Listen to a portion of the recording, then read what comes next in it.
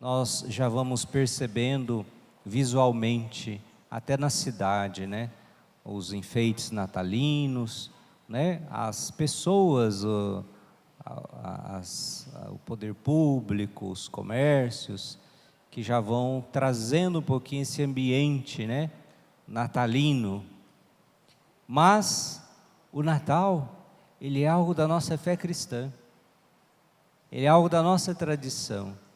Por isso também nós precisamos resgatar o simbolismo do Natal em nossas casas, em nossas famílias. E o tempo de fazer isso é agora, a partir dessa semana, né? Desse primeiro domingo do Advento.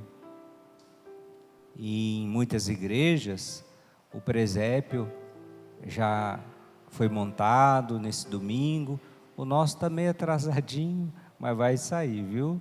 Domingo que vem já está aqui. Mas, não só na igreja, a gente precisa resgatar o presépio em casa, na família. Porque tem gente que põe lá um Papai Noel. O que isso tem a ver com a gente? Né? O Papai Noel é mais um símbolo do capitalismo, né? De comprar, de dar presente, essa coisa toda. Claro que há uma tradição, que a figura do Papai Noel vem de um bispo, São Nicolau, né? Mas hoje a figura do Papai Noel, as pessoas não veem nisso ali um santo, né? Que foi além de um santo. Muitos montam árvore de Natal. A árvore de Natal também não é um símbolo cristão, é um símbolo universal. Porque o Natal, outras religiões, outros povos, outras culturas também comemoram, mas não no sentido do nascimento de Jesus. É um tempo de confraternização entre família, descansar um pouco, né? Mas para nós é o presépio, a Virgem Maria, São José, o menino Jesus, os pastores, os anjos no céu que cantavam, glória a Deus nas alturas, os magos do Oriente, porque isso está na Bíblia, é bíblico.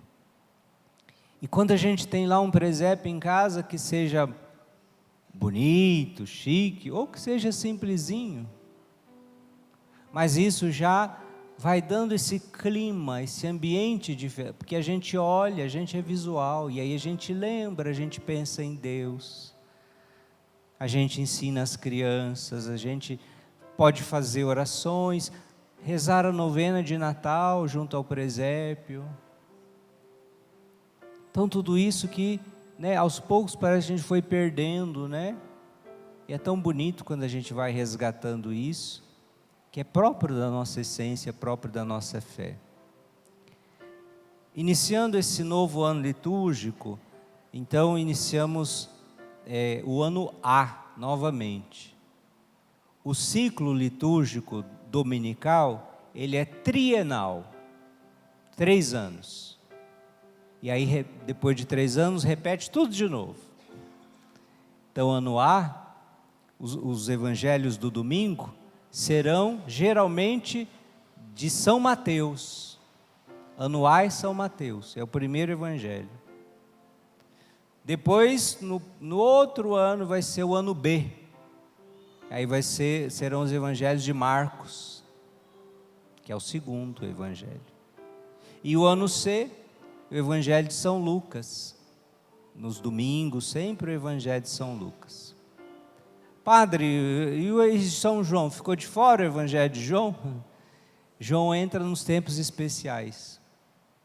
Natal, tempo do Natal, Quaresma, Páscoa, tempo pascal, né, que lá se vão 50 dias, e aí então vai entrando o evangelho, e nessa dinâmica bonita, então a gente vai, durante 3 anos, a gente percorre praticamente os 4 evangelhos, olha que bonito, E depois tudo se repete, mas nunca é repetição, porque Jesus é sempre novo.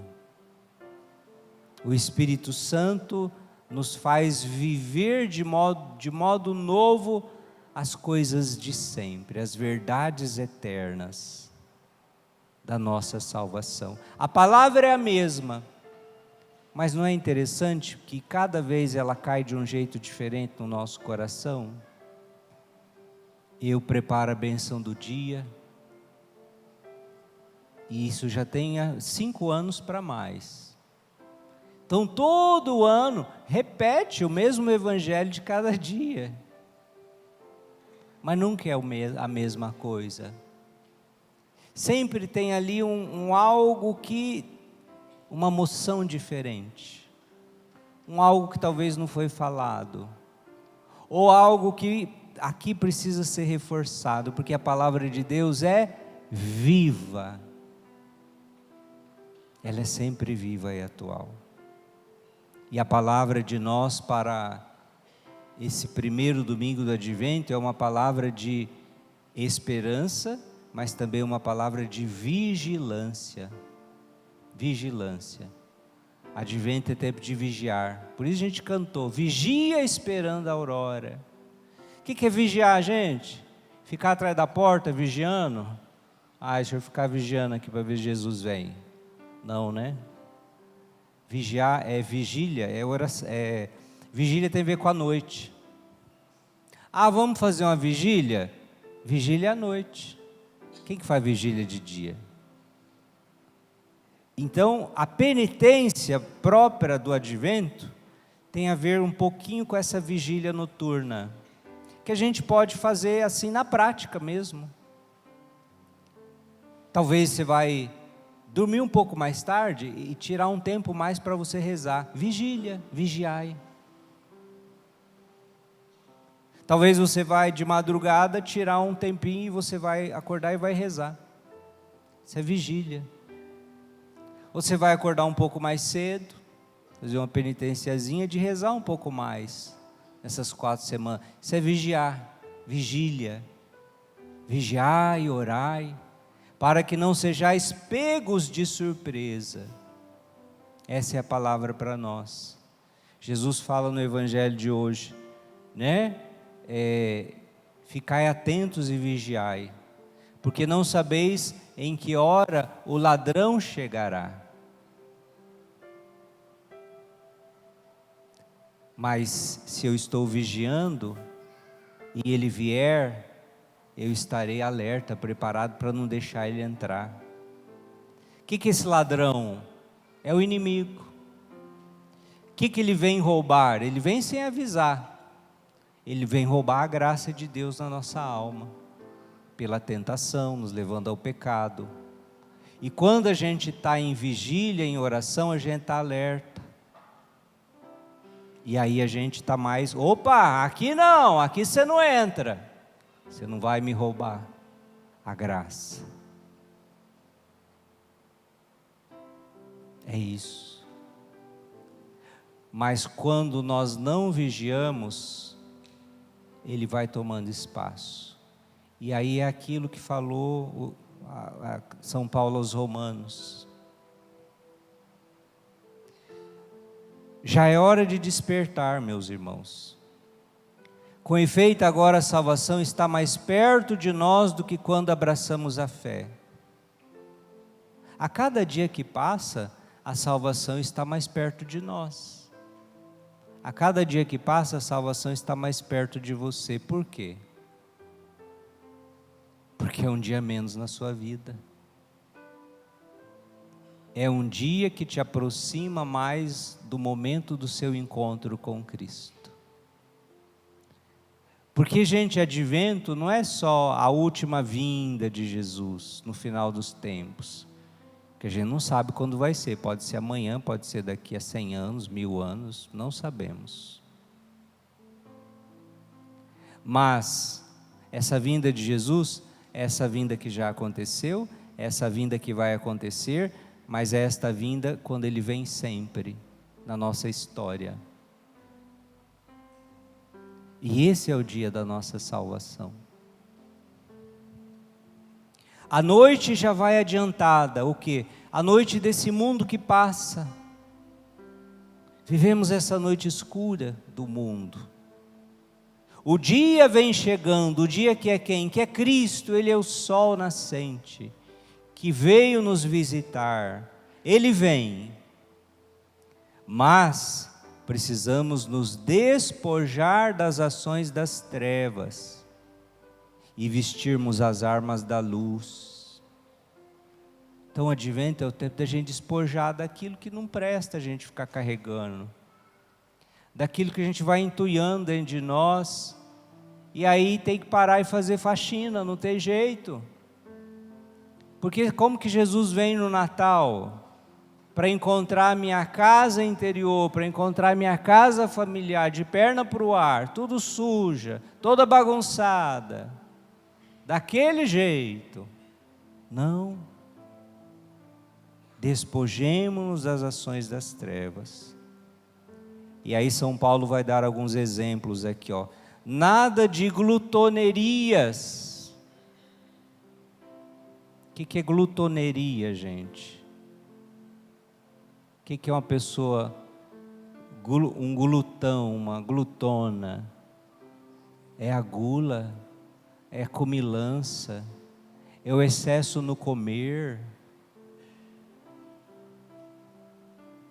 Nada de bebedeiras. Bebedeiro, alcoolismo, o excesso no beber. Nada de orgias sexuais e imoralidades. Olha para o mundo. Quanta gente se afundando, se perdendo, numa vivência desregrada da sexualidade, na imoralidade, na promiscuidade, no sexo livre, desvirtuando algo bonito que Deus fez para o ser humano. Nada de brigas e rivalidades. Hoje é o que tem, redes sociais que o digam, brigas, rivalidades, contendas, divisões, separações, às vezes da própria família. Então olha que esse cenário que São Paulo via há 2000 anos, que Jesus fala no Evangelho, no tempo de Noé, todos comiam, bebiam, casavam-se, davam-se em casamento, e de repente veio o dilúvio, e o povo não percebeu nada. Assim muitos estão hoje, só na curtição, na comilança, na bebelança, nos prazeres da carne, vivendo somente para essas coisas. E qual o problema de viver somente para essas coisas? O problema é que isso endurece o seu coração. O problema é que isso te arrefece espiritualmente. O problema é que isso vai te afastando de Deus na prática. O problema é que isso vai te tornando uma pessoa egoísta. Todas essas coisas, gente, é porque a pessoa é satisfazer. Ah, deu vontade, eu quero fazer. Pera lá, a gente não é bicho, a gente não é animal. Não é porque você sente a vontade que você vai se entregar.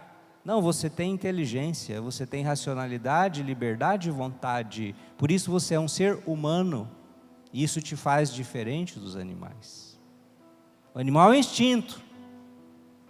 O ser humano não. Existe um crivo, existe uma consciência que fala em mim.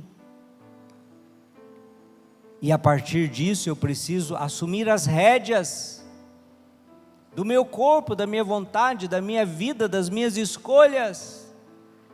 Porque senão você vai ficar se machucando as pessoas ao seu redor. E não vale a pena uma vida assim. A base de ansiedade, insônia, depressão, remédio, para conseguir se manter de pé, para conseguir levantar da cama, para conseguir ter sono para dormir, para conseguir trabalhar. Que vida é essa? Está faltando alguma coisa aí? Está faltando você começar a colocar as coisas no lugar dentro de você.